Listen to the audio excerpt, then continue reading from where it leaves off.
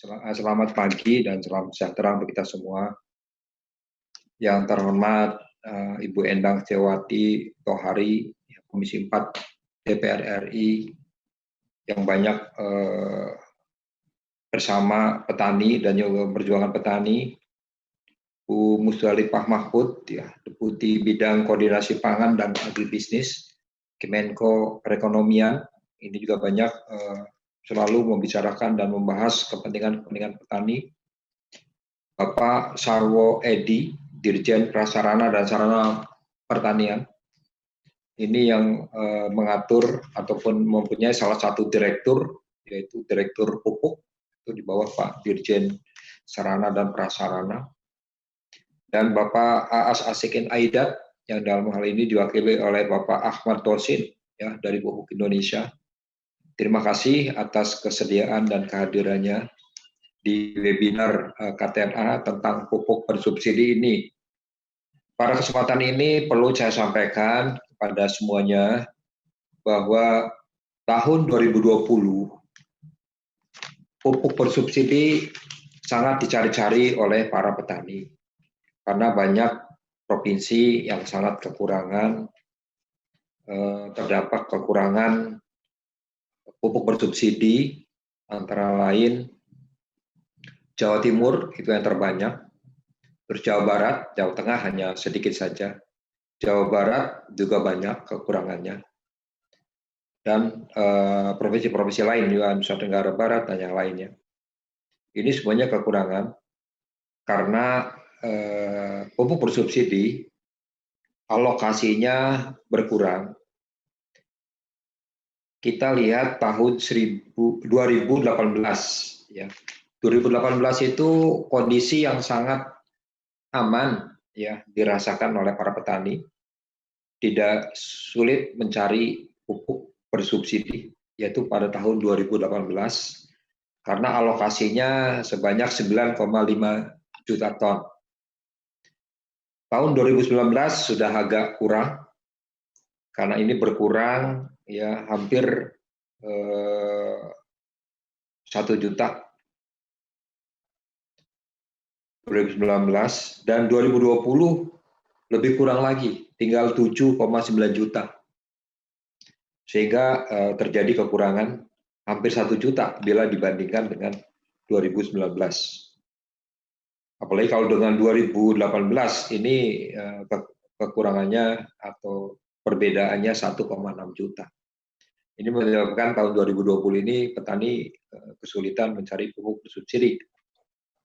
Sedangkan petani ini di samping untuk bertanam padi, jagung, dan juga sebelumnya itu waktu Permentan 1, petani ikan air tawar di daerah Jawa Timur nggak kebagian pupuk bersubsidi, akhirnya di Permentan 10 sudah dapat pupuk bersubsidi hanya 1 hektar, maaf, jadi masih tetap kekurangan.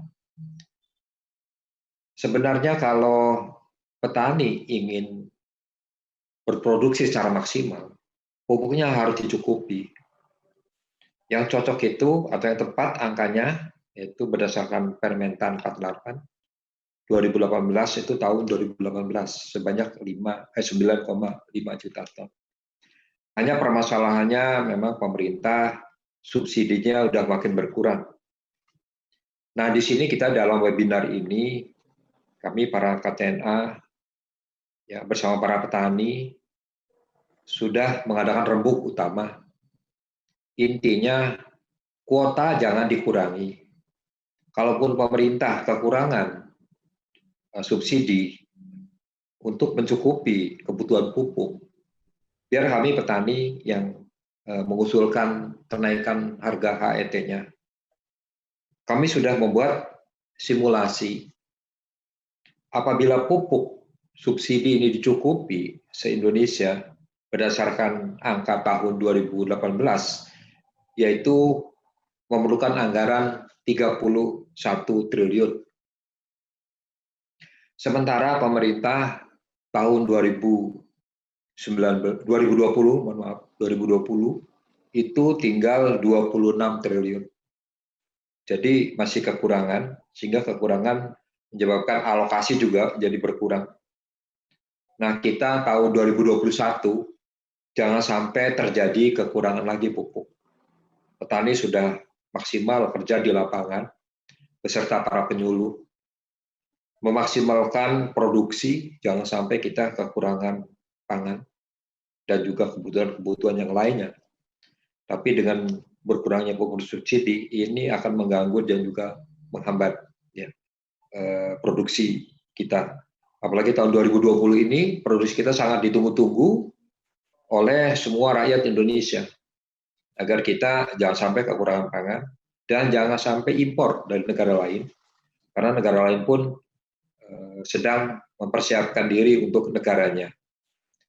Dalam rembuk utama tanggal 2 Juni yang lalu, kami para KTNA dan para petani menyetujui apabila HET pupuk yang memang sudah lama juga tidak pernah naik, itu dinaikkan harganya dari 300 menjadi 500 rupiah ya, per kilogramnya. Nah itu nanti berapa jumlahnya berdasarkan hitung-hitungan yang tadi kita sampaikan. Hitungan kasar ya, ataupun perkiraan 2021 kalau kebutuhannya dicukupi sama dengan 2018 yaitu 9,5 juta ton, itu urea ya, menjadi diperkirakan 2.500, NPK Ponska ini jadi 3.500 dan NPK formula khusus ya jadi 4.200. Itu kalau kita mengambil opsi kebutuhan pupuk 2018 angkanya yaitu 9,5 juta. Nanti pemerintah subsidinya ada berapa yang dialokasikan oleh Kementerian Keuangan. Nah sisanya akan dimasukkan ke kenaikan HET. Tapi juga mungkin di tahun 2020 ini ada opsi lain ya, karena 2020 ini sedang berjalan dan pupuk kekurangan gitu. Sebaiknya mengambil opsi-opsi lain apa sekiranya yang bisa diperbaiki atau yang bisa ditata agar pupuk 2020 ini sampai Desember bisa tercukupi. Itulah hari ini yang akan kita bahas nanti bersama-sama. Ya, dan di sini juga ada Komisi 4 nanti saya harap yang terakhir menyampaikan agar memahami segala permasalahan yang disampaikan oleh pemerintah. Demikian ya sambutan dari saya. Wabillahi taufiq wal hidayah. Wassalamualaikum warahmatullahi wabarakatuh. Ini Pak, jadi kami bermaksud akan memaparkan bagaimana perkembangan ekonomi kita saat ini dan terkait dengan koordinasi pupuk bersubsidi di kantor Menko Perekonomian. Langsung ke halaman 1. Slide selanjutnya, silakan masuk aja Mas. Nah, kalau kita lihat di sini perekonomian Indonesia saat ini, kita lihat bahwa di kuartal 1 ekonomi tumbuh 2,97% di triwulan pertama tahun 2020 dengan inflasi volatile food-nya mencapai 5,04% year on year di bulan April tahun 2020. Di situ kita bisa lihat ada inflasi untuk volatile food yang sampai dengan bulan April sudah mencapai 5,04. Kemudian pada April 2020 indeks keyakinan konsumen menurun menjadi 84,4 dan penjualan retail kontraksi di level negatif 5,4% year on year pada Maret 2020. Jadi kelihatan bahwa konsumen turun untuk penjualan retail itu sampai 5,4% year on year. Kemudian PMI manufaktur pada April 2020 kontraksi ke level 27,5. Jadi di level investasi dan keyakinan investor terhadap purchasing ini juga memang turun sampai ke level 27,5, termasuk yang terendah dibandingkan negara-negara yang lain. Kemudian kita bisa lihat juga survei kegiatan dunia usaha pada kuartal 1 2020 menurun 5,56%. Ini saldo bersih tertimbangnya negatif 5,56%. Cadangan devisa pada April meningkat 27,100, kalau tidak salah itu angkanya nggak kelihatan ya. Ada di level 128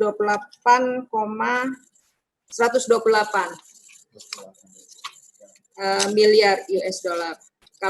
Kalau kita lihat Januari tahun 2015 itu 114 miliar US dollar. Selanjutnya, di slide selanjutnya, Mas.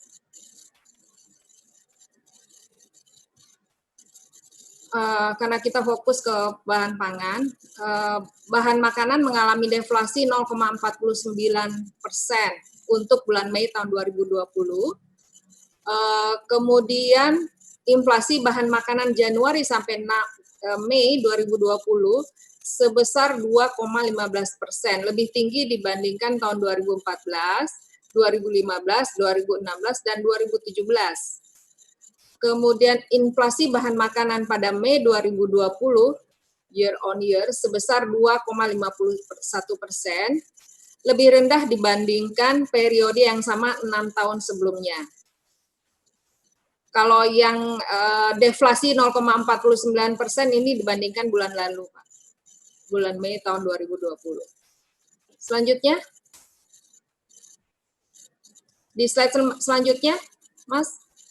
Jadi kita bisa berasumsi perkembangan inflasi cukup bisa stabil di angka yang lebih rendah. Presiden Jokowi saat membuka Musrenbangnas 2020 menekankan pentingnya menjaga ketahanan pangan, mulai dari produksi hingga distribusi untuk menghadapi ancaman krisis pangan. Untuk itu, program-program yang harus kita jamin, yang pertama adalah untuk ketersediaan pangan, memastikan petani tetap bisa berproduksi. Kemudian, menjamin ketersediaan stabilitas harga dan serapan bahan pangan pokok. Dan selanjutnya kita perlu memastikan kelancaran distribusi. Jadi 3 item ini perlu berjalan dengan optimal untuk kita yakin ketersediaan pangan di negara kita bisa terjamin.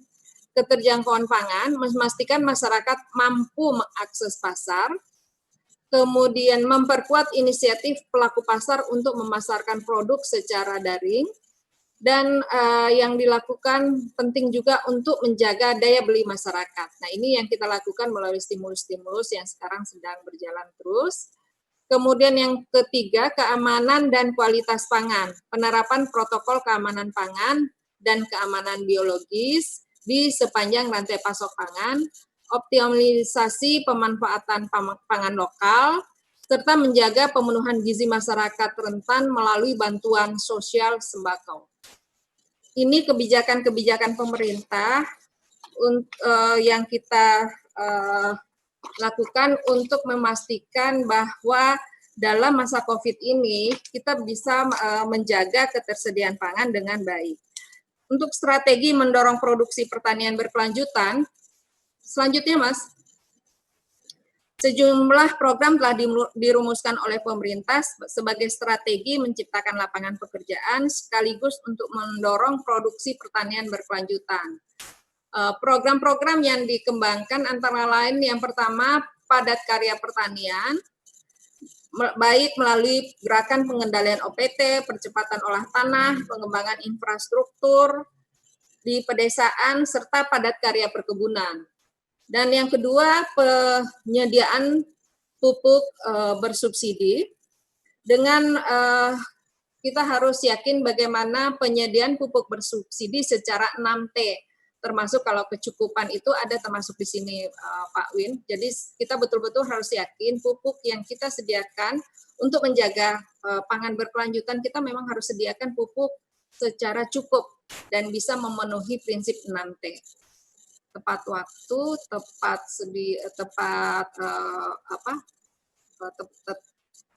tepat formula, tepat sasaran, dan lain-lain. Jumlah, tepat jenis. Iya, jumlah, jenis, mutu, dan lain-lain. Ini semuanya harus tepat, Pak. Jadi kalau jumlah juga termasuk di dalamnya, Pak Win. Kemudian penyediaan sarana produksi, realokasi anggaran KL untuk penyediaan subprodi, percepatan dukungan perbankan untuk realisasi KUR pertanian. Dan yang keempat adalah jaminan distribusi pangan. Maaf, ini kita kembali ke yang sebelumnya, Pak, di layarnya. Kemudian yang kelima, perlindungan budidaya udang. Ini juga salah satu program yang dikembangkan oleh KKP, pembukaan lahan budidaya udang, kemudian peningkatan market share di pasar internasional, serta yang keenam, perlindungan petani sawit, karet, dan perkebunan lainnya. Ini seperti diketahui untuk kelapa sawit ada peningkatan dana replanting untuk 180.000 hektar, target realisasi program untuk 500.000 hektar dan 20.000 pekebun selama 3 tahun, dukungan kinerja 345 UPPB dan replanting karet. Ini yang saat ini sedang diupayakan percepatan pelaksanaannya. Untuk dikaitkan dengan pupuk, subsidi pupuk ini diselenggarakan berdasarkan Undang-Undang Nomor 19 Tahun 2013. Kita masuk ke pupuk, Mas. Selanjutnya, slide selanjutnya.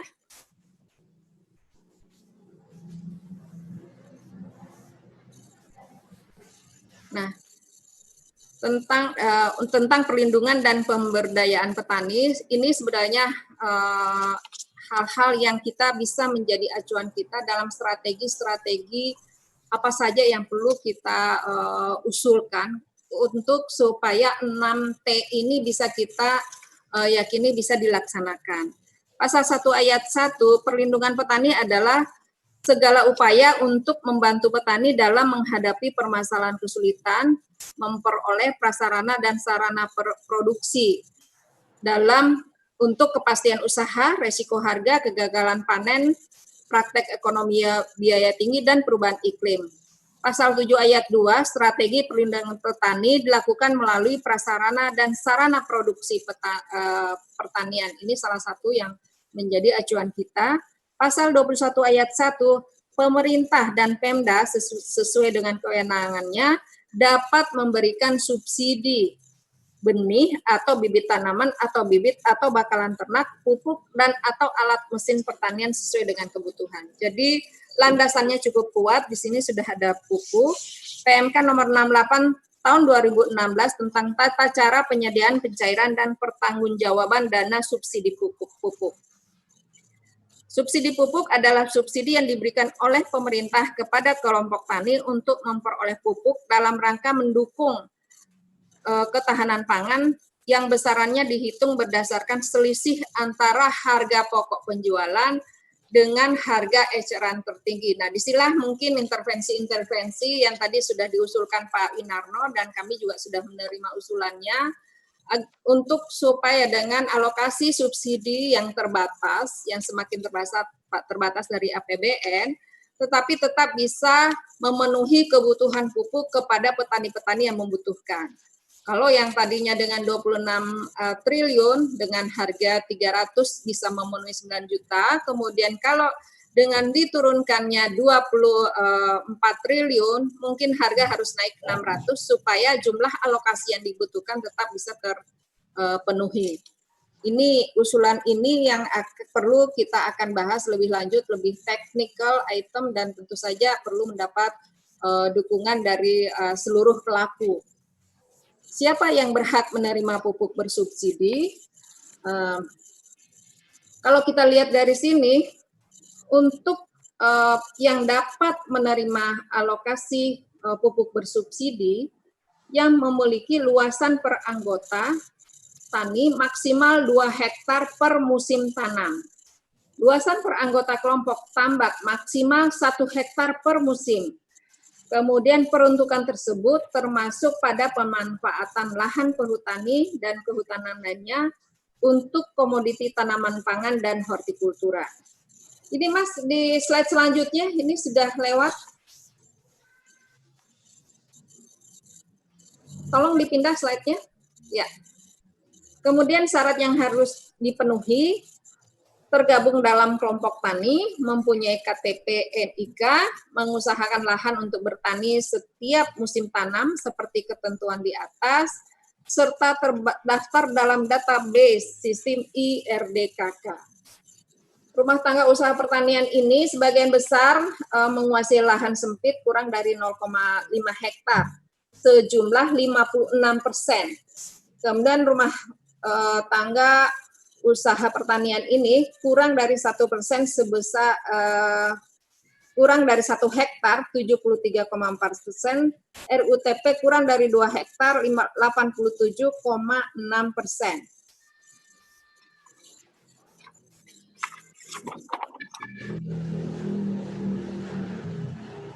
Dari angka-angka yang ada di atas ini, kita bisa mengalokasikan sebagian besar ya petani kita menguasai lahan sempit.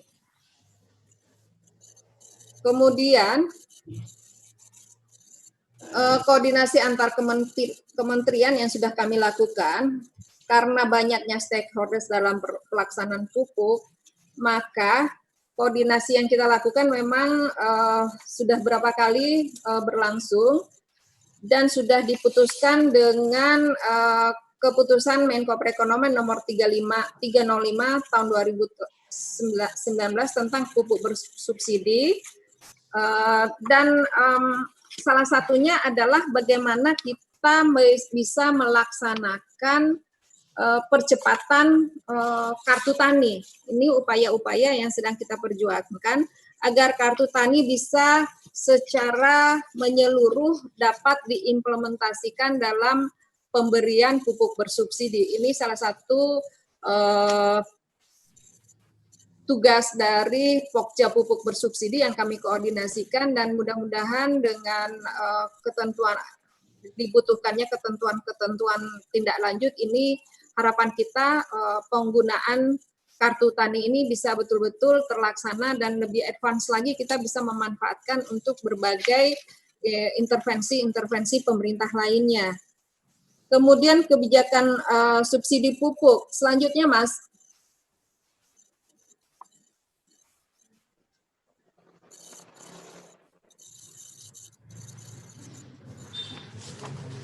Kebijakan subsidi pupuk, memang seperti yang disampaikan Pak Ketua tadi, perkembangan subsidi non-energi 2015-2019 untuk pupuk tahun 2015 kita lihat alokasi pembiayaan mencapai 31,3 triliun.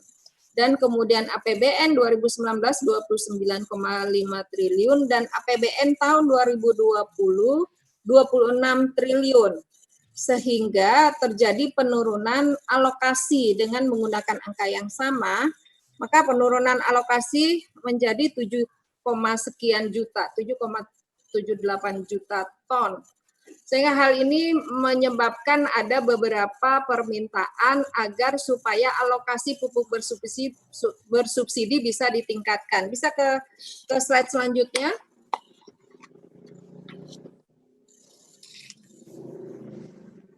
Saya pikir ini evaluasi, realisasi. Nah, dari sini kita lihat penubusan pupuk bersubsidi melalui kartu tani ini juga belum optimal dilaksanakan, tetapi dalam pelaksanaannya Menteri Keuangan tetap berharap agar kartu tani ini bisa betul-betul diimplementasikan. Mungkin slide selanjutnya nih, alokasi pupuk bersubsidi. Slide selanjutnya. Tadi saya sudah sampaikan. Nah, kalau kita lihat di sini yang tadi saya sampaikan tahun 2020 7,949 ton tahun 2020. Sehingga beberapa daerah telah mengajukan penambahan kuota volume pupuk bersubsidi dan sudah disampaikan kepada Menteri Keuangan usulan tersebut, tetapi yang menjadi tanggapan dari Kementerian Keuangan diharapkan agar bisa berkomunikasi, kita mencari cara untuk supaya dengan total pembiayaan alokasi anggaran 26 triliun tersebut bisa dimanfaatkan, mungkin bisa mengkomunikasikan terkait dengan harga pupuk dan kemudian harga eceran tertinggi yang bisa diformulasikan kembali. Dan ini memang sangat berkait dengan kebijakan harga eceran tertinggi pupuk bersubsidi itu tidak mengalami perubahan sejak tahun 2012. Jadi sudah berjalan 8 tahun. HPP Gabah kan kita baru saja sudah lakukan perubahan ya Pak Win ya. Meskipun HET-nya itu impresnya tahun 2015 dan kita sudah perbaiki, tetapi ini sejak tahun 2012 belum pernah ada perubahan. Harapan kita ini memang bisa selanjutnya ini. Slide selanjutnya, Mas.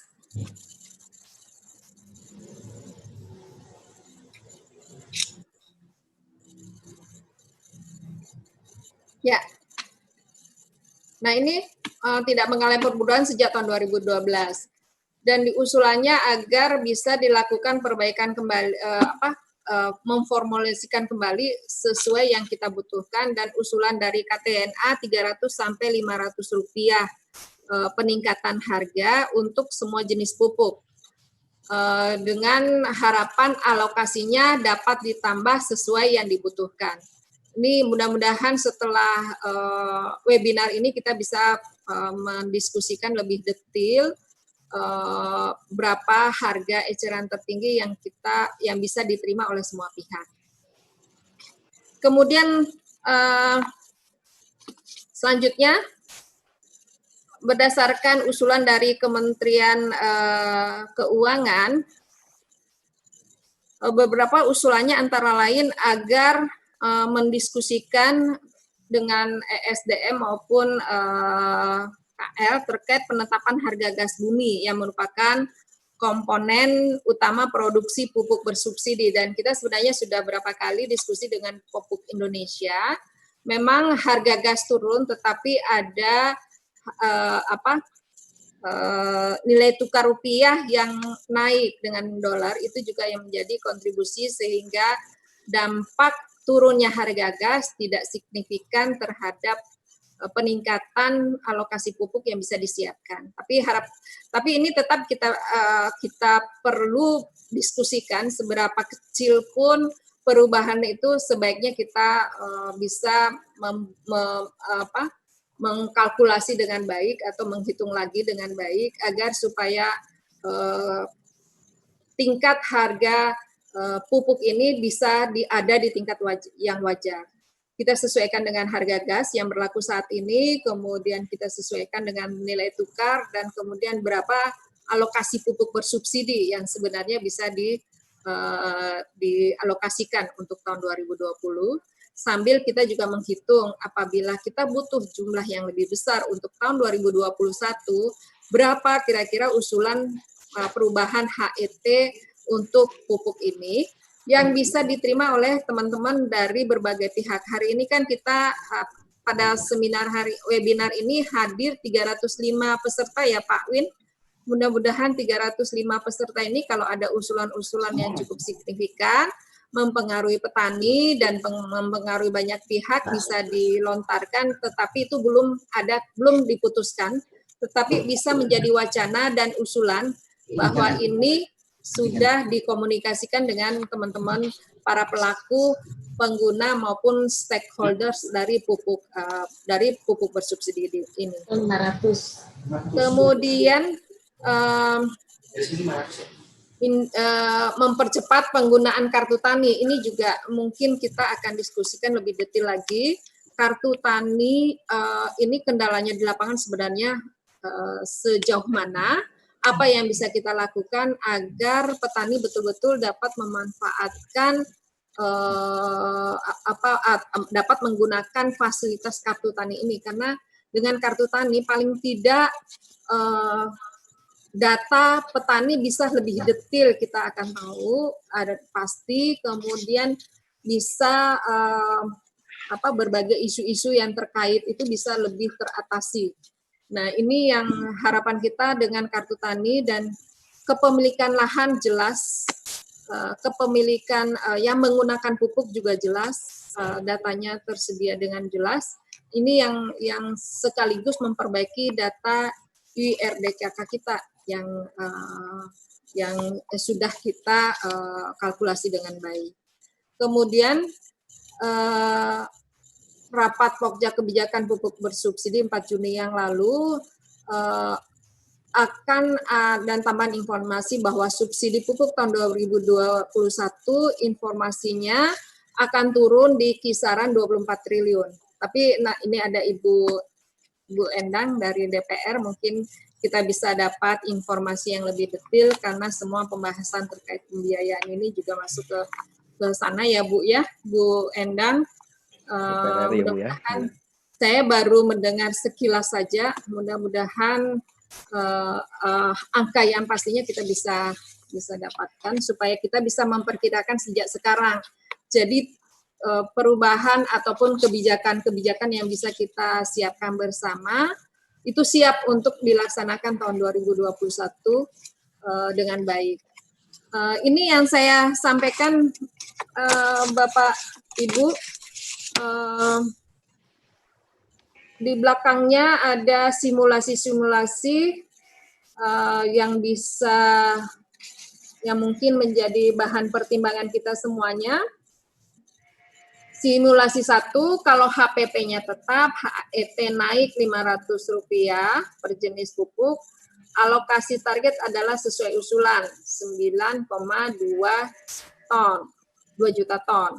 Kemudian apabila HTP turun 10%, HET naik Rp500 per jenis pupuk, maka ini HPP ini kaitannya dengan termasuk harga gas ya Pak ya, 9,2 juta ton bisa teralokasi dengan total anggaran subsidi pupuk 21,21 triliun. Jika HPP simulasi 3, HPP turun 5%, HET naik Rp500, alokasi target adalah sesuai usulan Kementan, 9,2 juta ton. Anggaran subsidi pupuk yang diperlukan 23,5 triliun.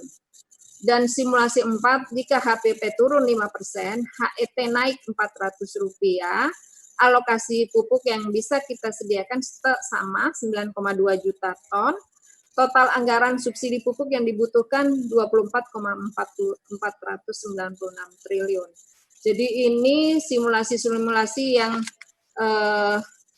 dibuat oleh teman-teman teknis yang paling mendekati rencana alokasi pupuk pemerintah tahun 2021, simulasi 3 dan 4. Apakah mungkin jika HPP turun 5%, ini yang mungkin kita perlu juga nanti masukan dari teman-teman pupuk HPP, sejauh mana perubahan harga gas bisa mempengaruhi HPP. Kemudian selanjutnya yang kita ingin ini berapa yang tadi saya sampaikan 6T, saya juga belum hafal-hafal banget, tepat harga, tepat jenis, tepat mutu, tepat jumlah, tepat tempat, tepat waktu. Nah ini dan untuk penyebar luasan kartu tani ini sudah terbagi di beberapa wilayah dengan penanggung jawab masing-masing, BRI, Mandiri, dan campuran. Ini kita bisa lihat dari slide ini. Kemudian selanjutnya tentang kartu tani ini kita mungkin langsung saja ya ke slide terakhir ya. Tapi kartu tani ini memang yang sudah diharapkan oleh Bapak Presiden Jokowi bisa segera diberlakukan bahkan 2 kali sidang kabinet, April 2015 dan 2016. Dan kemudian beberapa manfaat yang kita yakinkan bisa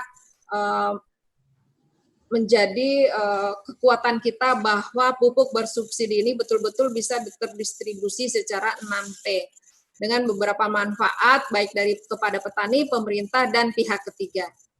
Selanjutnya, beberapa rancangan kita yang sudah kita siapkan bersama. Sebenarnya kita harapkan tahun 2024 itu seluruh Indonesia 100% dari total alokasi pupuk bersubsidi sudah menggunakan kartu tani. Dan kita akan masuk tahun 2000, kita sekarang 2020. Yang diharapkan adalah Jawa dan Madura 65% dari alokasi volume pupuk bersubsidi. Ini sudah diberikan, sudah menggunakan kartu tani. Dan di luar Jawa, Madura, lakukan updating data dan proses pencetakan kartu. Dan tahun depan diharapkan 100% itu sudah terimplementasi dari alokasi pupuk bersubsidi. Kemudian Sumatera, Bali, Kalimantan, Sulawesi 50%. Dan di luar wilayah tersebut dilakukan updating data dan proses pencetakan kartu. Jadi sekarang kita bergerak di Jawa Madura 65% dan tahun depan kita berharap 100% Jawa Madura dan kita sudah mulai bergerak ke wilayah lainnya di luar Jawa sampai dengan 50%. Kemudian optimalisasi penggunaan kartu tani. Sebenarnya yang sudah terdistribusi lebih dari 6,32 juta kartu tani. Selanjutnya, Mas. Tapi tebusnya masih sangat minim sekali, masih baru 579.000 dari 6,32 juta kartu, sehingga diperkirakan masih sekitar 20% atau 10%. Untuk mendorong percepatan implementasi kartu tani, sudah dibuat surat Menko Perekonomian kepada Menteri Dalam Negeri, Mentan, Mendak, dan Menteri BUMN agar menerbitkan surat edaran terkait percepatan kartu tani. Kemudian apabila memang diperlukan, mungkin kita harapkan Menteri Keuangan atau tidak ya, mungkin sebenarnya Menteri Keuangan yang sangat mendesak supaya kartu tani ini segera diimplementasikan sebesar 100%. Karena harapannya dengan 100% menggunakan kartu tani, kebocoran yang terjadi sudah bisa diminimalkan dan kita bisa mempunyai data yang valid tentang pengguna-pengguna pupuk bersubsidi di Indonesia. Ini yang harapannya, sehingga ke depan kita perlu melakukan evaluasi keberhasilan surat edaran yang sudah diterbitkan dan evaluasi pembangunan dashboard bersama Himbara dan pembangunan infrastruktur lainnya, antara lain sinyal dan kebutuhan-kebutuhan kartu tani lainnya. Demikian Pak Ketua, Pak Moderator, Pak Jul Harman, paparan saya sampaikan terima kasih, mudah-mudahan pupuk bersubsidi di negara kita ini bisa memenuhi 6T sesuai yang kita harapkan. Assalamualaikum warahmatullahi wabarakatuh. Waalaikumsalam. Waalaikumsalam warahmatullahi wabarakatuh. Ya, terima kasih banyak atas materi yang telah diberikan oleh Bu Insinyur Rusdali Pak Mahmud MT, selaku Deputi Bidang Koordinasi Pangan dan Agribisnis.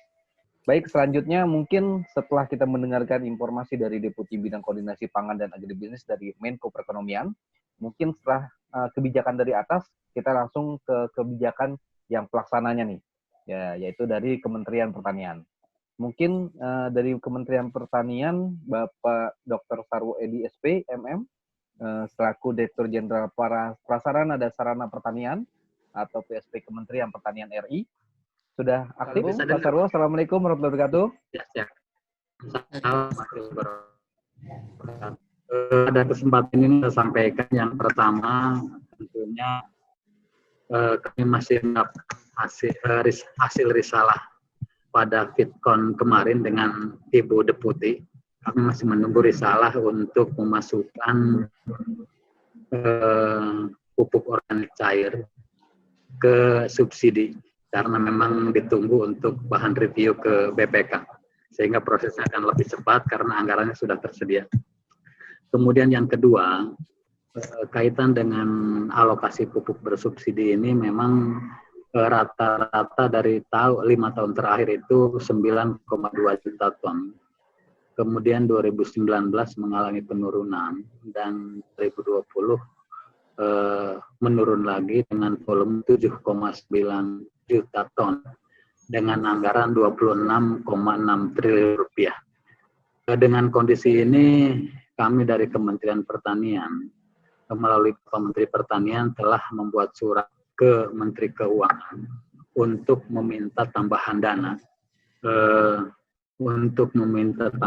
dana.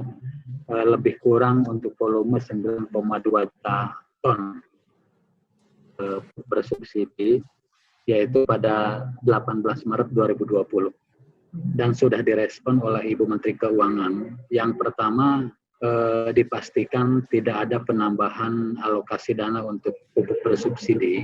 Namun di sana disarankan bahwa agar diupayakan untuk menaikkan HET, harga eceran tertinggi untuk masing-masing jenis pupuk. Dan ini tadi sudah disampaikan secara panjang lebar oleh Ibu Deputi, mulai dari kenaikan 300 sampai dengan 500 rupiah per kilogramnya. Dan itu mungkin harus kita bahas dan ada risalah antar instansi terkait, mungkin dengan di bawah koordinasi Menteri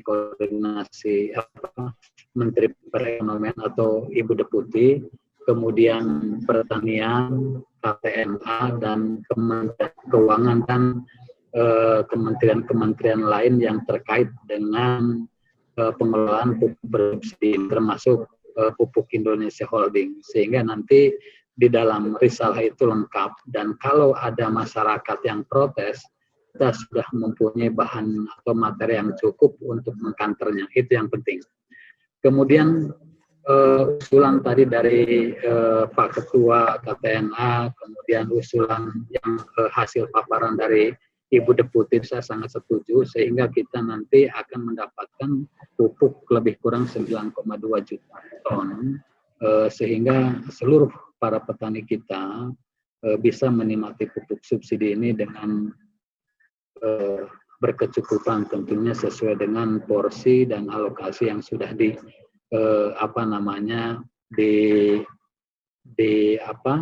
distandarkan oleh Badan Litbang Kementerian Pertanian, sehingga kita bisa meningkatkan produksi dan produktivitas. Kemudian yang selanjutnya, posisi sekarang realisasi pupuk bersubsidi itu sudah mencapai 48,7%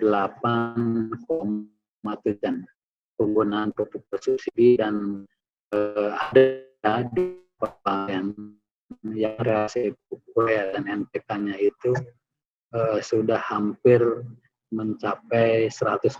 Ada di beberapa titik ya, di desa, kecamatan, atau kabupaten, sehingga kami sudah mulai merancang, memetakan kabupaten-kabupaten mana yang surplus dan kabupaten-kabupaten yang mana yang diprediksi untuk diprediksi minus, itu nanti akan kita realokasi kabupaten surplus ke kabupaten minus, sehingga nanti akan berimbang minimal sampai dengan musim tanam kedua. Dan mudah-mudahan dengan dengan adanya realokasi ini, masyarakat tetap tenang dan tidak ada gejolak demonstrasi. Kemudian yang selanjutnya,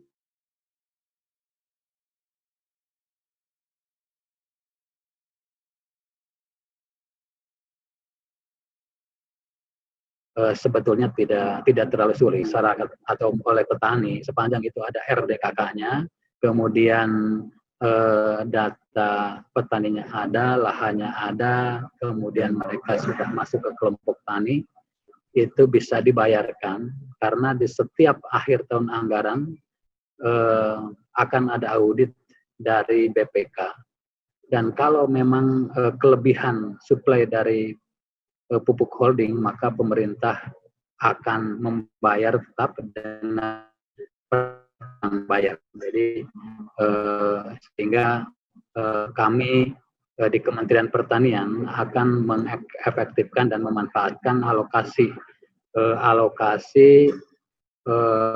pupuk yang sudah ada dengan anggaran sebesar 2,6 triliun rupiah ini sehati-hati mungkin dan upayakan tepat sasaran seperti yang diingatkan tadi oleh Ibu Deputi.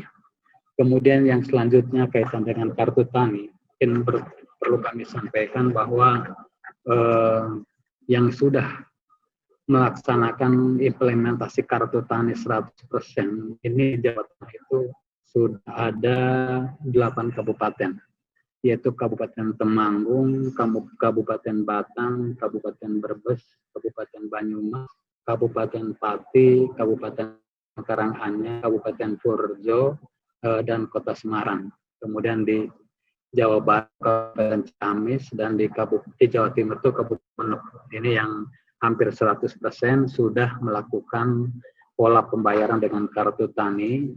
Tadi sudah disampaikan bahwa kartu tani sampai dengan hari ini yang sudah tersalur lebih kurang ada 15 juta. Ya, jadi bukan 6 juta lagi, tadi sudah 15 juta kartu tani. Dan yang sudah menggunakan kartu tani dari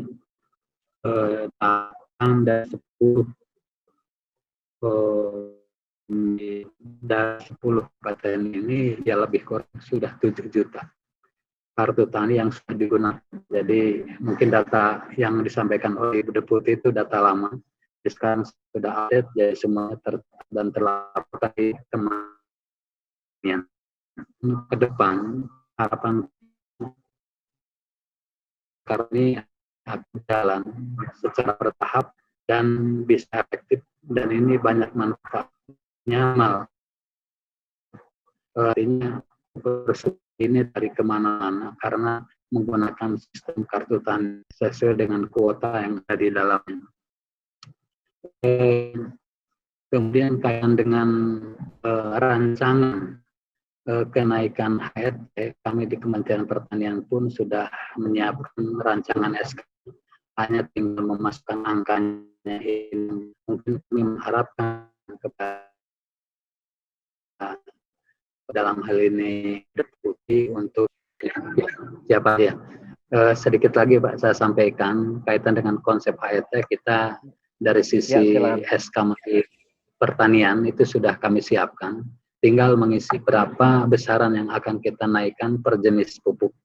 Inilah yang mungkin kami harapkan ke Menteri Perekonomian untuk segera mengundang instansi-instansi terkait untuk bisa merumuskan berapa besarannya. Tentunya yang penting adalah ada masukan dari KTNA, baik yang ada di tingkat kecamatan, kabupaten, atau provinsi sebagai dasar apabila nanti ada protes-protes dari teman-teman LSM atau petani-petani yang memang tidak setuju dengan kenaikan itu. Jadi kita sudah ada dasarnya minimal itu. Kemudian ada hasil kajian kita berapa pupuk yang dibutuhkan sehingga ketemu angka 9,2 juta ton. Karena pada prinsipnya para petani berdasarkan hasil kunjungan kami ke sejumlah daerah, para petani itu tidak mempermasalahkan berapa harga pupuk, tapi yang dipermasalahkan adalah ketersediaan pupuk. Jadi berapapun mereka mau beli, asalkan pupuk itu tersedia, ya tentunya dengan harga yang wajar. Jadi tadi kalau ada usulan kenaikan menurunkan HPP 5%, kemudian menaikkan HET di kisaran Rp400 per kilogram, itu saya pikir bisa kita bisa kita lanjutkan. Dan ini kalau feeling saya tidak akan memberatkan petani. Namun demikian perlu kita kaji lebih lanjut. Kemudian yang kedua, Bapak Ibu sekalian, konsep HPP juga sudah kami siapkan, hanya tinggal merasionalisasi komponen apa yang bisa dikurangi dari HPP tersebut karena jumlahnya sangat banyak. Ini saya pelajari itu puluhan komponen, bahkan hampir 100 komponen yang harus kita bahas satu persatu, dan mungkin komponen-komponen yang yang kurang ada kaitannya dengan pembuatan pupuk subsidi ya harus kita hilangkan gitu ya. Itu banyak sekali yang saya lihat, banyak hal-hal yang tidak ada kaitannya dengan pembuatan pupuk subsidi tadi masuk di komponen HPP ini, mungkin yang harus segera kita rasionalisasi sehingga nanti ada penurunan HPP dan ada kenaikan HET, sehingga nanti harga pupuk bersubsidi itu betul-betul rasional dan bisa dijangkau oleh para petani. Dan tadi kita juga sudah melihat bahwa anggaran pupuk bersubsidi di 2021 ini akan berkurang menjadi 24 triliun rupiah, sehingga memang kita harus segera mengambil langkah-langkah konstruktif untuk mengatasi pengelolaan dan pemanfaatan pupuk bersubsidi ini, sehingga budidaya petani tetap baik dengan profitas yang tinggi, tentunya untuk ketahanan pangan di Indonesia. Mungkin itu hal-hal yang dapat kami sampaikan, lebih kurangnya mohon maaf, dan nanti kalau ada hal-hal yang memang belum tuntas, diskusikan dan mudah-mudahan kita cepat memberikan jalan keluar. Demikian, sekali lagi lebih kurangnya mohon maaf. Wassalamualaikum warahmatullahi wabarakatuh. Ya, waalaikumsalam warahmatullahi wabarakatuh. Terima kasih atas informasinya dari Pak Dr.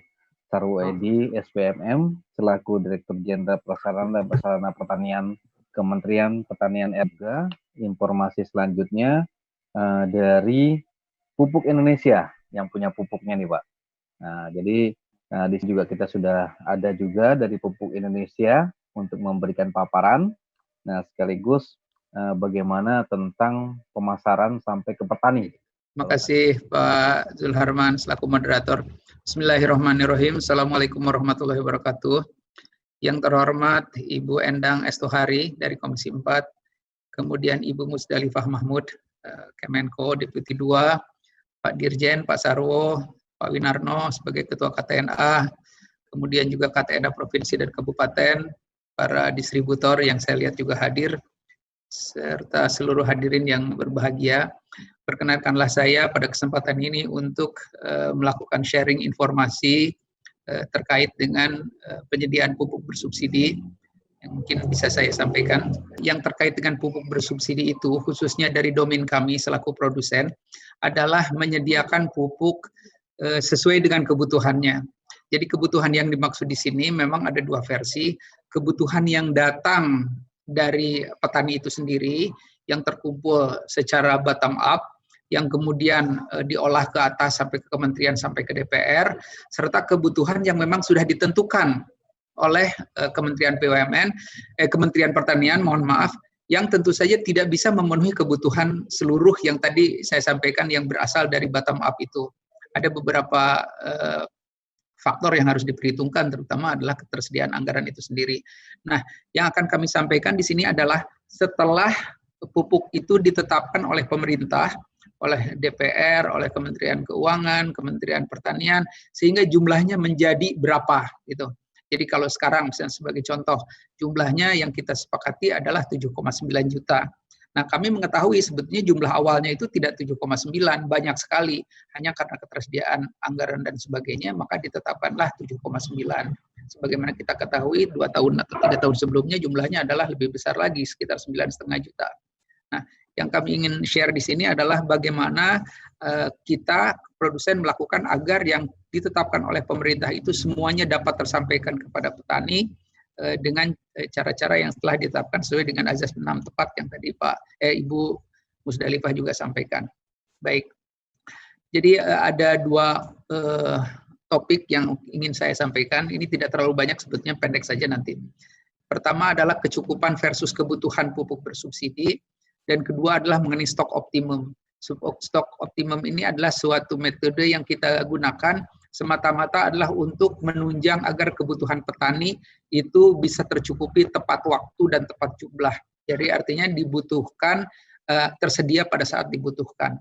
Ini ada suatu cara yang kita develop yang memang hanya untuk kebutuhan internal, tapi juga diharapkan dapat memenuhi kebutuhan di tingkat petani. Sekarang yang agenda pertama mengenai kecukupan versus kebutuhan pupuk bersubsidi. Jadi di sini kami ingin menjelaskan sebetulnya ada beberapa kemampuan produksi, kesiapan stok, pemenuhan alokasi, dan ketersediaan sesuai dengan anggarannya itu seperti apa, profil satu persatunya. Jadi itu yang akan kita lihat berupa tabel-tabel seperti berikut. Di sini kita lihat contohnya untuk urea sebetulnya di awal tahun kita sudah memiliki 1,52. Kemudian produksi tahun 2020 itu 7,4 sehingga selama tahun 2020 itu tersedia untuk urea itu 8,9. Kemudian dari Kementerian Pertanian urea itu dibutuhkannya 3,2 sehingga kita masih tersedia untuk non-sub adalah sebesar ini. Totalnya adalah 7. Nah, ini pun pada akhir tahun itu masih tersedia 1,6. Itu untuk urea saja. Plus dengan NPK, plus SP36, ZA, dan organik, sehingga secara total gambarannya adalah seperti ini. Awal tahun kita punya 2,6 juta, produksi sepanjang tahun 12,6 juta, sehingga kita punya barang 15,2 sepanjang tahun. Untuk subsidi, itu sudah ditetapkan 7,9, sehingga kita masih punya. Ini non-subsidi ini sebetulnya kalau dibutuhkan untuk subsidi sangat bisa. Hanya memang harus ada permintaan dari kementerian dulu. Tapi yang penting barangnya ada. Sehingga total kebutuhan yang akan disalurkan itu 12 juta. Artinya kalau kita punya barang 15 juta, kemudian kita punya kewajiban untuk menyalurkan 12 juta, akhir tahun itu masih ada 2,7 juta. Angka inilah yang menjadi buffer stock seandainya terjadi kelangkaan atau terjadi lonjakan permintaan. Jadi dari gambaran ini sudah kita lihat bahwa sebetulnya insya Allah kalau produksi 2020 lancar, kita punya barang sangat lebih dari cukup. Gitu. Baik untuk subsidi yang 7,9 yang ditetapkan maupun untuk non-sub. Non-sub ini gunanya pertama adalah memang penjualan sektor komersial, untuk perkebunan, ekspor, dan sebagainya, tapi juga tidak tertutup kemungkinan untuk menambal kebutuhan subsidi seandainya dibutuhkan. Barangnya itu sudah ada. Nanti di mana barangnya ada di lini 1, 2, 3, dan nanti saya akan gambarkan dalam slide-slide berikut. Gitu. Kemudian saya juga ingin menyampaikan ini perbandingan antara produksi dan alokasi setiap tahun dari tahun 2016 sampai tahun 2020. Kita lihat seluruh jenis pupuk itu, baik NPK organik, ZA, urea, dan SP36, itu produksinya itu selalu jauh di atas alokasi. Untuk tahun 2016 misalnya, produksi kita 10,4, alokasinya hanya 9,5. Demikian juga tahun 2017, 11 juta, 9,5. Jadi ini juga menggambarkan bahwa kondisi pupuk cukup, seperti yang tadi saya sampaikan di tabel ini, itu juga terjadi dari tahun ke tahun selama 4 tahun terakhir paling tidak, kecukupan ini. Jadi ini juga ingin menyampaikan kalau terjadi kelangkaan misalnya yang terjadi selama ini, sebetulnya bukan dari faktor produksinya. Itu nanti ada faktor lain yang mungkin nanti jadi bahan bahasan kita di dalam sesi diskusi. Tapi yang jelas dari sisi produksi dan penyediaan, di sini yang saya maksud penyediaan itu adalah dari lini 1 sampai lini 4 sebetulnya. Itu sudah kami lakukan. Dan di sini terlihat dari sisi faktor produksi, sebetulnya jumlahnya itu adalah selalu memenuhi. Tidak pernah ada kasus pupuk kurang karena produksinya gitu, tidak pernah terjadi seperti itu. Kemudian ini adalah perbandingan antara realisasi yang kita salurkan dengan alokasinya. Ini kalau kita lihat jumlah, ini hampir-hampir sama. Kisarannya antara 97 sampai 99%. Ini 9,5 dikasih 9,2, 9,5, 929, dan seterusnya. Kenapa angkanya seperti itu? Ini adalah angka ideal. Kondisi di mana hampir tercapai itu adalah kondisi ideal. Karena apa? 100% tentu saja kalau pas persis itu agak sulit.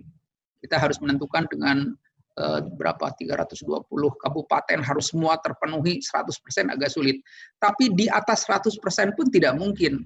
Karena di atas 100% itu adalah sebuah pelanggaran. Di atas 100% subsidinya tidak dibayar dan dianggapnya bukan permintaan dari Dinas Pertanian. Sehingga idealnya itu adalah mirip-mirip seperti inilah. Jadi ini kisarannya adalah 97 sampai 99% kira-kira dari tahun ke tahun. Nah, ini berarti bahwa kalau yang tadi itu kan dari produksi. Kalau dari penyaluran pun kondisinya adalah seperti ini. Nah, inilah yang terjadi yang mungkin menjadi bahasan kita lebih mendalam adalah di tahun 2020. tahun 2020 itu alokasinya 7,9. Sampai dengan bulan Mei, itu sudah 4,5 kira-kira kalau normatifnya. Dan yang sudah disalurkannya itu 3,97. Nanti akan kita lihat apa konsekuensi dari angka-angka ini. Tapi di sini kita bisa melihat bahwa dari tahun ke tahun, produksi tadi sudah oke, dan penyaluran pun seperti ini. Selalu taat azas lah, sesuai dengan yang telah kita tetapkan. Mirip dekat-dekat sedikit lah kira-kira seperti itu. Tapi secara keseluruhan setiap alokasi yang dibutuhkan itu disalurkan sesuai dengan kebutuhannya. Sekali lagi nanti akan menjadi pertanyaan yang harus dijawab adalah kenapa kok sering ada berita langka, nanti kita bahas. Nah, ini adalah 2 slide berikut adalah kesiapan stok bersubsidi maupun stok non-subsidi sampai dengan tanggal 5 Juni. Jadi kalau kita lihat, nah ini yang tadi saya sampaikan, posisi stok saat ini itu ada di lini 1. Lini 1 itu adalah pabrik.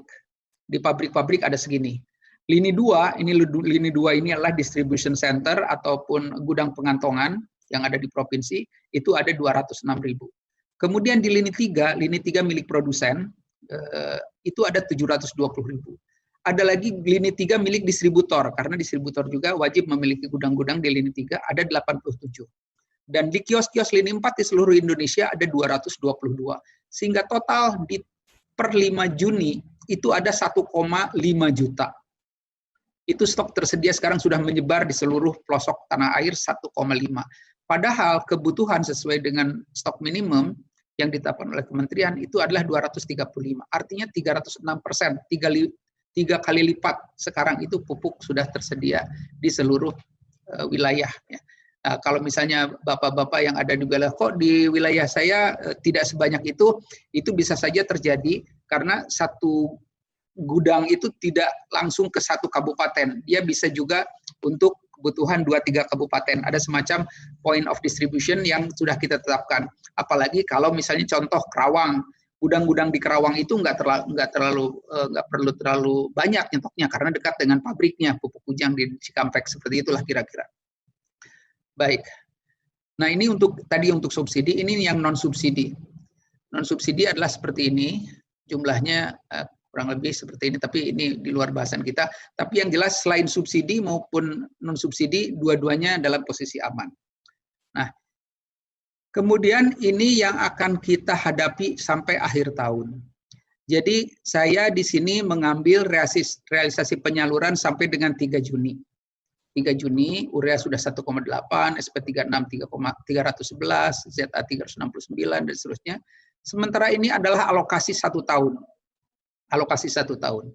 Nah, kemudian kita membuat perhitungan, artinya berapa sisa yang masih harus dialokasikan. Untuk urea misalnya, 1,4 ini adalah pengurangan dari 3,2 dikurangi jatah dikurangi yang sudah disalurkan. 3,2 artinya hasilnya 1,4.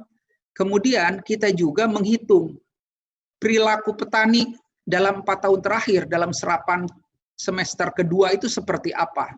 Kira-kira ada perhitungannya, sehingga hasilnya bahwa 1,4 ini itu akan habis di awal bulan November 2020. Kira-kira begitu pemahamannya. Kalau SP36 yang sekarang kita tinggal menyalurkan 188, itu diperkirakan akhir Agustus habis alokasinya itu. Demikian untuk ZA 380 ini diperkirakan pertengahan Oktober alokasinya habis. Sementara untuk NPK dan ZA posisinya aman. Dia dengan Desember masih cukup, demikian juga dengan organik kelihatannya masih bisa cukup. Nah, inilah yang harus kita waspadai terkait dengan stok. Kemudian terkait dengan kecukupan sampai dengan petani yang tadi Pak Moderator singgung, sebetulnya itu saya mohon di sini para distributor hadir, mudah-mudahan kalau ada yang juga terkait dengan pengecer, saya menghimbau kepada distributor pengecer untuk mengambil peran dengan optimal. Artinya barangnya sekarang sudah ada. Tadi sudah saya jelaskan bahwa barang itu sudah sampai di lini 4 bahkan. Nah, sekarang bagaimana caranya agar sampai ke petani, itu banyak faktor. Pertama adalah kesiapan dari kita, dari distributor maupun pengecer. Jangan sekali-kali bapak-bapak melakukan penjualan di luar peruntukan. Ya, walaupun saya yakin bapak tidak melakukannya, tapi banyak berita-berita yang beredar di media dan sebagainya bahwa kita menjual ke perkebunan bukan kepada kelompok tani. Itu berita-berita itu ada. Saya yakin Bapak tidak melakukannya, karena kalau Bapak melakukannya kami sudah tindak. Karena kami punya perangkat untuk itu. Tapi bagaimanapun berita itu ada.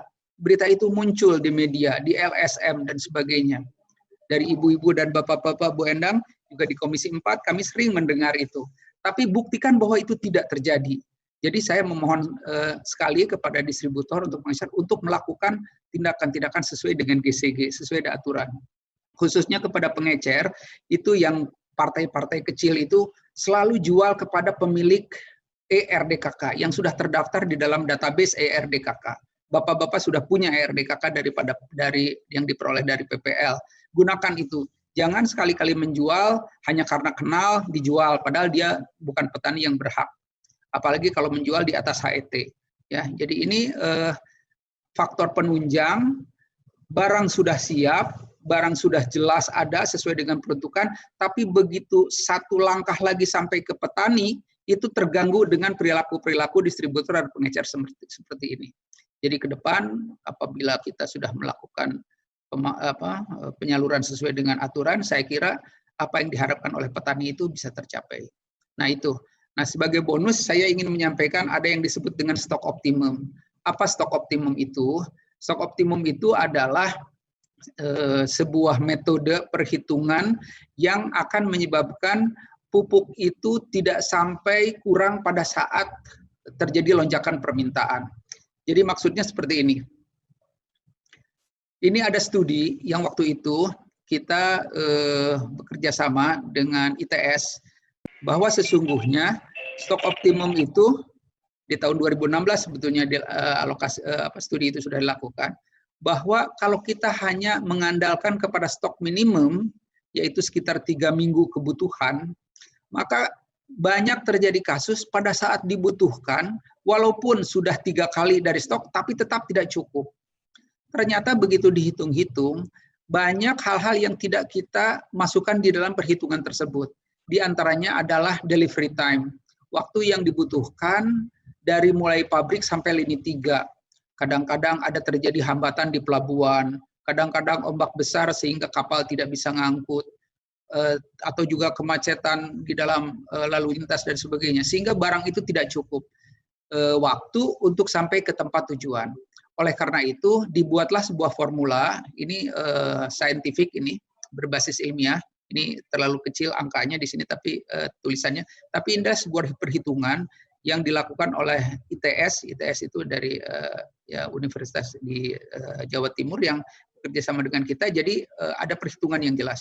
Saya ingin tunjukkan gambarannya adalah seperti ini kira-kira. Jadi kalau ini dari bulan Januari sampai dengan Mei, itu pupuk kita itu berdasarkan ketentuan minimumnya adalah harus sebesar ini. Januari 422, Februari 272, dan seterusnya. Sementara yang biru itu stok yang ada di kita.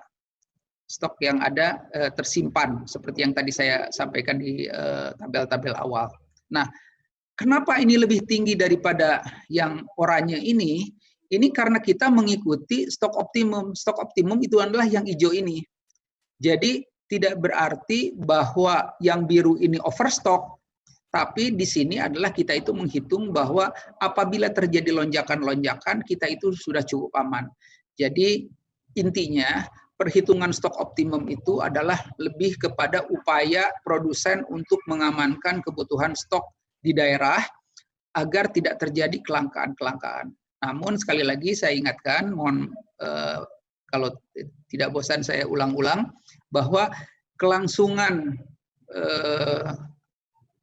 mengenai ketersediaan itu tidak hanya didasarkan kepada ketersediaan stok saja, tapi juga perilaku distributor dan pengecer agar bisa mengikuti aturan-aturan yang telah ditetapkan. Nah, itulah kira-kira ibu-ibu, bapak-bapak, para hadirin, Pak Ketua, hal-hal yang bisa saya sampaikan terkait dengan masalah ini, dan saya dengan senang hati untuk menerima pertanyaan maupun diskusi terkait dengan apa yang saya sampaikan ini. Demikian, mohon maaf apabila ada kekurangan. Billahi taufiq wal hidayah. Wassalamualaikum warahmatullahi wabarakatuh. Waalaikumsalam warahmatullahi wabarakatuh. Ya, terima kasih banyak untuk Pak Tosin dari Pupuk Indonesia. Kita akan lanjut diskusi. Sebelum diskusi, nah ini yang paling utama nih, Pak. Jadi kita ada narasumber dari Dr. Insinyur Haja Endang Setiawati Tohari, mohon maaf, DSMSC dari anggota Komisi 4 DPR RI. Selamat siang, Ibu. Selamat siang, Pak. Terima kasih. Iya, jadi tadi sudah kita dengarkan nih Bu dari Iya. kebijakan di tingkat Kemenko, dari tingkat kementerian sampai dengan tadi dari Pupuk Indonesia tentang ketersediaan pupuk.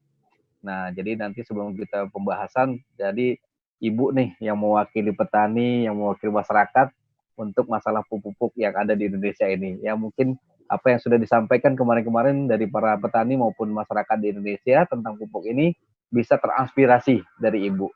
Sebetulnya saya sudah membuat beberapa narasi yang agak mirip, nanti bisa di delete atau diteruskan ke posisi yang lain. Baik, terima kasih. Monggo Mas. Terusnya Mas. Nah, jadi kita sebetulnya harus menata kembali Pak. Jadi karena tadi adanya virus yang menyerang kita tanpa paspor katanya, tiba-tiba langsung bergerak di Indonesia ini dan di dunia khususnya, tentu saja pangan kita agak terganggu. Langsung aja ke halaman 8 Pak, karena menyangkut regulasi tadi sudah dijelaskan oleh Ibu Mus yang perlu sekali bahwa kita ini menata ulang, karena anggaran di Kementerian Pertanian juga dikuranginya tidak main-main Pak, dikurangi 7 triliun. Jadi anggaran di Kementerian Pertanian yang tadinya 21 triliun sekarang tinggal 14 triliun. Nah tentu saja ini akan merubah tatanan program kita. Nah belum lagi kalau kita dikaitkan dengan pupuk ini kan dalam kaitannya untuk menunjang ketahanan pangan. Nah tentu saja eksportir dari negara lain yang kita import, misalnya dari Vietnam, juga akan mengurangi ekspornya.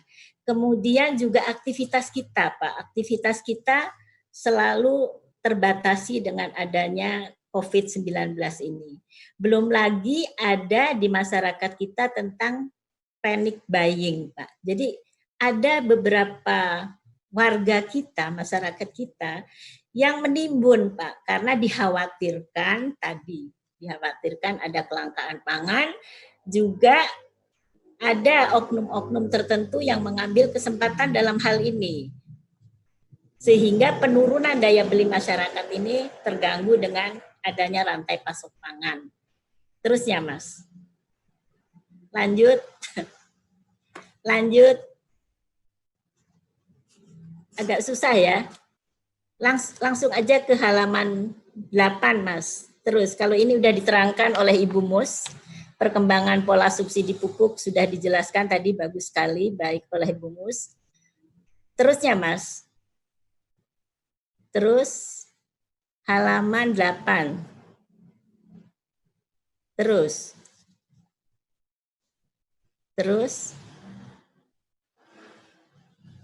Iya. Nah, di sini mungkin yang tadi belum diungkapkan adalah adanya pupuk-pupuk yang diimpor, Pak, dari negara lain.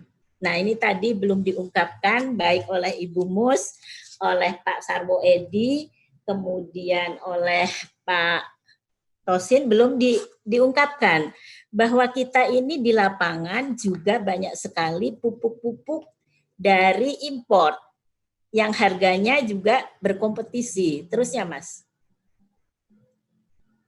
Halo? Terus? Nah, sehingga mempengaruhi tadi kinerja penyaluran pupuk bersubsidi yang tadi sudah diungkapkan sangat bagus. Nah, juga ada kaitannya dengan stok pupuk nasional tadi sudah diungkapkan dengan baik oleh Bu Mus dan Pak Tosin. Terusnya Mas, langsung saja ke permasalahan. Terus halaman berikutnya Mas terus. Nah, di sini kita yang ada di Indonesia saat ini adalah tantangan bisnis pupuk tadi. Selain ada pupuk impor, juga harga gas kita, Pak, yang mahal dan permasalahan pasokan gas. Kemudian yang kedua, pabrik-pabrik pupuk kita perlu ada renovasi karena sudah memakai teknologi yang lama. Yang ketiga, ada oversupply urea dari negara lain, Pak. Nah, yang keempat adalah penurunan pasar.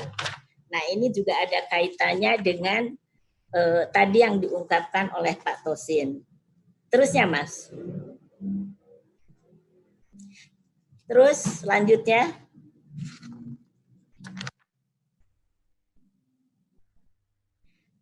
Halaman 8, Mas. Sebelum ini. Sebelumnya, Mas. Halo, sebelumnya. Nah, kalau kita lihat, impor pupuk yang membanjiri Indonesia ini sangat banyak. Di antaranya dari Tiongkok, malah dari Kanada juga ada. Di pasaran itu banyak sekali tersebar pupuk-pupuk impor yang sangat mengganggu kemampuan para petani kita untuk membeli pupuk bersubsidi karena tadi distribusinya yang tidak sampai ke petani sehingga mereka juga memilih apa yang ada di lapangan. Terusnya, Mas. Halo, lanjutnya.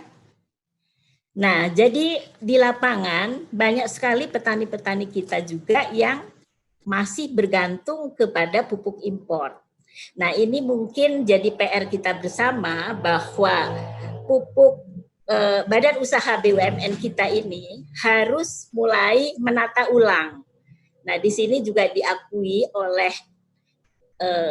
oleh Kepala Corporate Communication PT Pupuk Indonesia, Pak Wijaya Laksana, kami sudah diskusi banyak bahwa memang ada pupuk-pupuk impor yang diperebutkan di pasar oleh para petani kita.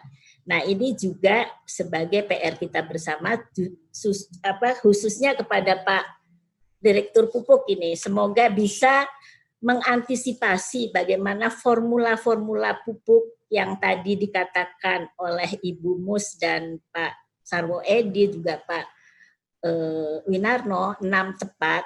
Ini kan perlu ada pendampingan dari para penyuluh dan dari para penyuluh itu petani kita. Jadi KTNA kita yang ada di pedesaan juga harus ikut mengawasi, Pak. Karena banyak sekali kita diributkan tadi oleh adanya pupuk-pupuk impor. Terusnya, Mas. Terus langsung halaman berikutnya. Nah, serbuan pupuk impor ini akhirnya menekan industri yang ada di dalam negeri. Nah, ini saya dapatkan dari data BPS menunjukkan volume impor urea saja naik, Pak, dari tahun ke tahun.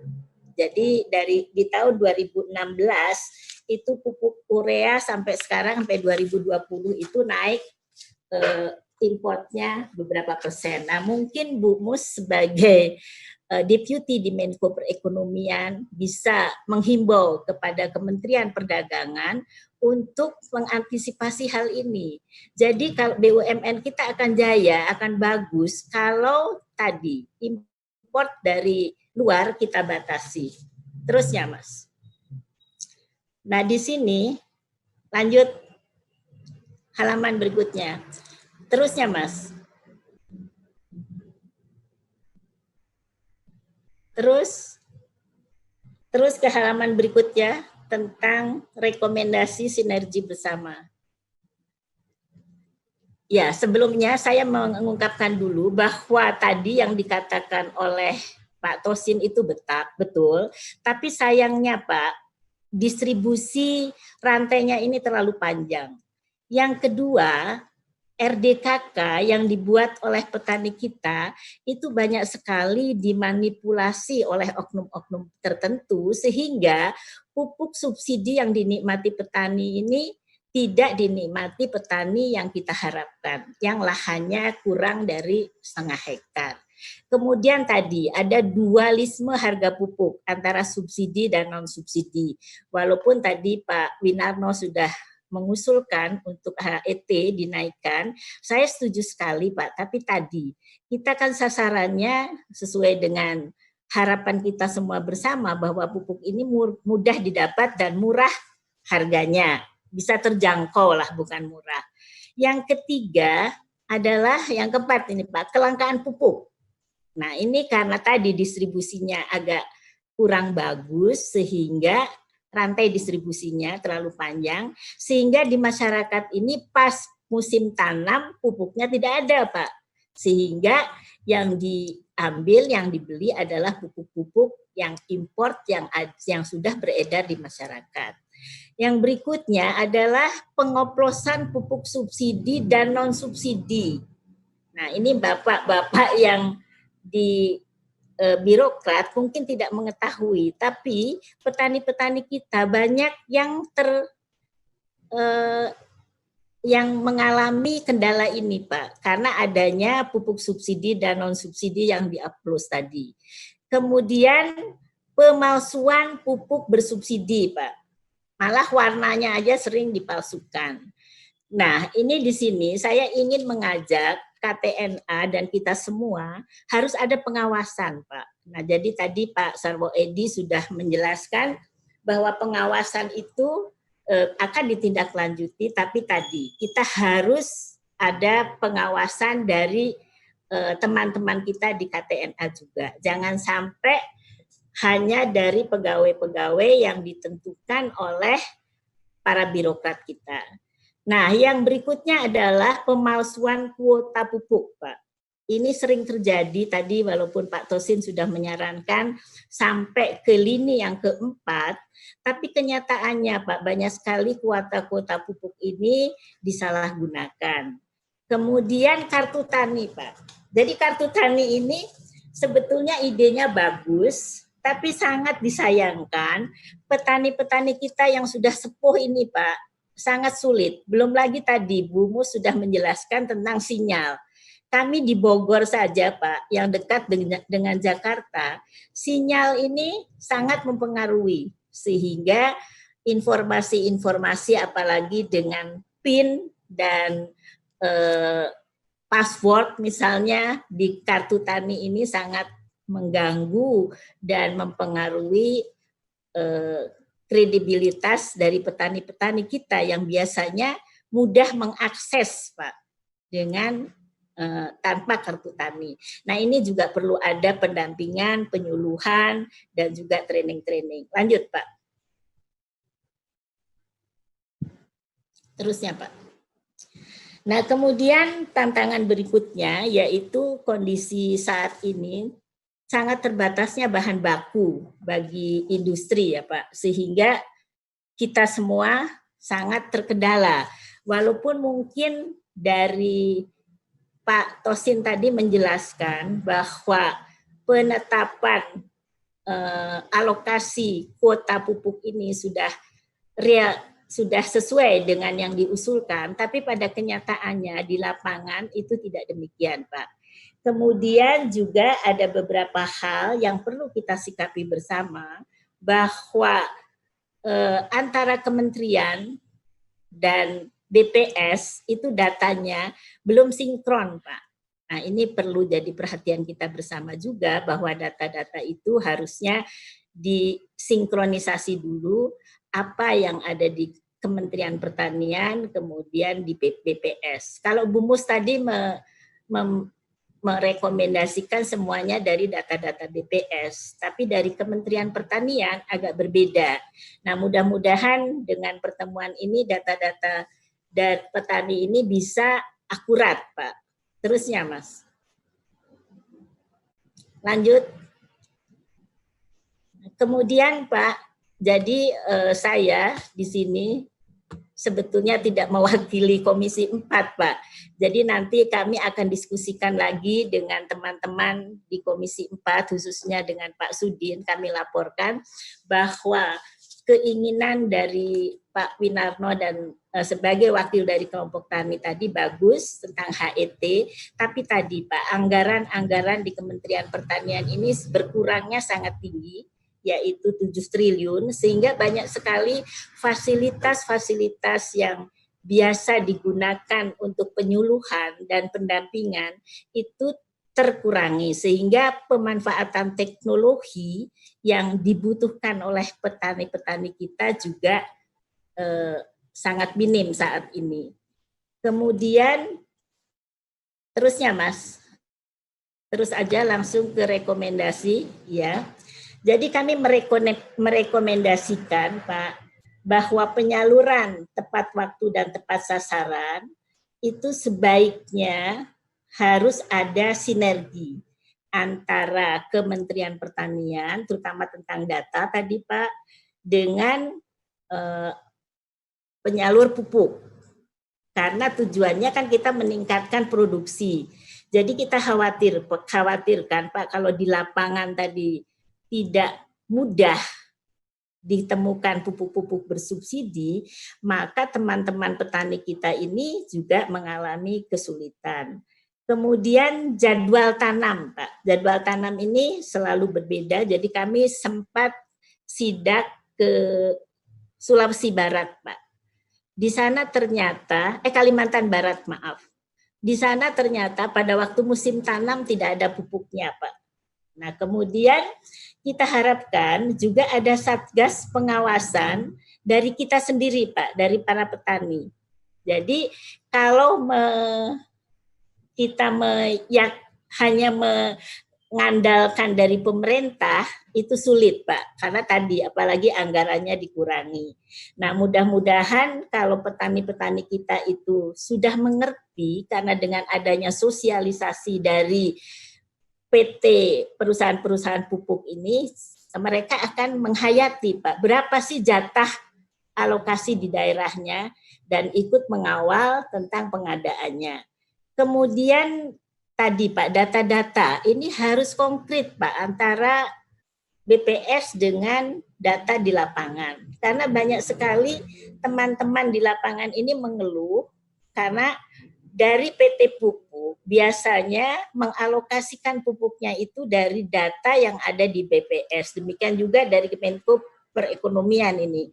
Nah, tapi di lapangan itu datanya berubah, Pak. Apalagi sekarang ada program-program tentang pangan lestari, Pak. Nah, itu juga memerlukan pupuk. Kemudian kita perlu meninjau ulang skema distribusi pupuknya, Pak. Nah, yang tidak kalah penting tadi bagus juga, kita Kementerian Pertanian sudah merekomendasikan untuk membantu bagaimana pupuk-pupuk organik yang sudah dikemas oleh masyarakat setempat. Nah, tapi ada usul ini Pak dari komisi lain, tadi WA ke saya, sebaiknya yang dibantu itu bukan subsidinya, tapi mungkin bagaimana cara meramu dari pupuk-pupuk organik tadi supaya komposisi haranya sesuai dengan harapan kita. Lanjut, Mas. Karena banyak sekali YouTube sekarang ini yang mengemas tadi, Pak. Dari pupuk hayati organik, kemudian menjadi pupuk kompos, kemudian dari sisa-sisa rumah tangga. Ini bagus sekali sebetulnya. Malah dari Kementerian LHK juga membantu program ini. Nah, kalau ada sinerginitas dari beberapa kementerian, tentu petani-petani kita ini akan tertolong. Nah, kemudian berikutnya Mas, tantangan dan usulan langkah kita bagi pengamanan penyaluran pupuk bersubsidi ini memang tadi sudah diusulkan dan Bu Mus sudah setuju kayaknya. Kami nanti diskusikan lagi dan kami konsultasikan kepada Ketua Komisi 4 tentu saja bagaimana meningkatkan anggaran untuk pupuk ini. Nah, tapi tadi Pak, dengan harapan kebutuhan di petani ini teralokasi dengan baik. Kemudian juga jangan sampai ada kecolongan istilahnya Pak. Kecolongan itu biasanya pupuk bersubsidi dan tidak bersubsidi itu dicampur kemudian ditentukan dengan harga lain. Nah ini kepada pengecer juga diminta kesadarannya.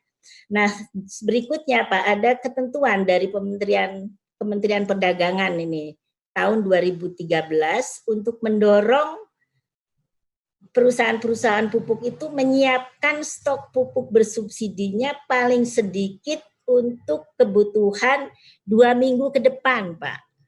Kenapa? Karena kita sering menginstruksikan untuk tadi tepat waktu tanam, tapi pupuknya tidak ada, Pak. Nah, tadi kan yang dijelaskan hanya 6 tepat itu tidak termasuk pupuknya ada atau tidak, Pak. Nah, kemudian Kementerian Pertanian juga diminta menyiapkan stok kebutuhan pupuk bersubsidi itu 2 bulan ke depan. Jadi perencanaannya itu harus jelas, Pak. Apalagi Kementerian Pertanian sekarang sudah memprogramkan tentang rumah-rumah pangan lestari yang kami juga anggota DPR ini sudah mensosialisasikan dan sudah mulai membentuk KWT. Jadi Pak Winarno harus bangga ini dengan para ibu-ibu petani kita dan ibu-ibu rumahan.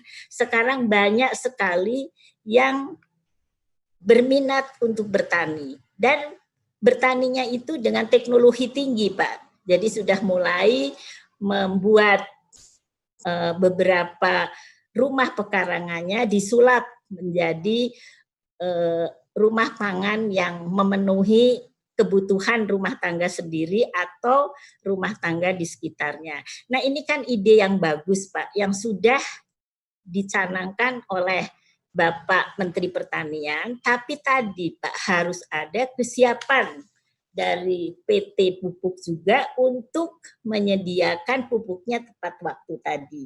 Nah berikutnya Pak, kami ingin juga menghimbau kepada Menteri Pertanian nih, khususnya kepada Kementerian Pertanian, dengan adanya sinerginitas antara pusat dan daerah itu sebaiknya ditingkatkan. Apalagi sekarang ini ada dana-dana desa Pak yang belum digali. Kebanyakan dana desa ini walaupun tidak termasuk dalam komisi kami Pak, tapi kami melihat di desa-desa banyak sekali teman-teman kepala desa yang menerima anggaran begitu tinggi dari 800 juta sampai 1 M. Nah, alangkah baiknya kalau disisihkan sedikit saja Pak untuk menghadapi krisis pangan kita dengan membuat pupuk-pupuk organik yang berkualitas. Tentu saja perlu bimbingan dari penyuluh-penyuluh dari Kementerian Pertanian. Nah, demikian Bapak dan Ibu sekalian, mudah-mudahan nanti dalam diskusi bisa kita tambahkan informasi-informasi yang lain dan semoga pangan kita ini akan tercukupi karena kita bahaya juga Pak dengan COVID-19 ini ternyata kehadiran pangan kita di tengah-tengah masyarakat, walaupun tadi dikatakan oleh Ibu Mus tidak masalah, tapi sebetulnya sekarang masalahnya cukup besar, Pak. Jadi untung saja kami dibantu oleh Kementerian Pertanian dan Kementerian KHP membagikan beberapa paket sumbangan untuk para petani kita, dan setelah saya lihat, Pak, saya juga sedih dan ingin nangis, Pak. Petani-petani kita ini banyak yang hasil panennya tidak bisa dibeli masyarakat dan akhirnya busuk, Pak. Busuk bisa dibuat sampah, tapi mereka kan rugi dalam kurun waktu tertentu untuk produksinya.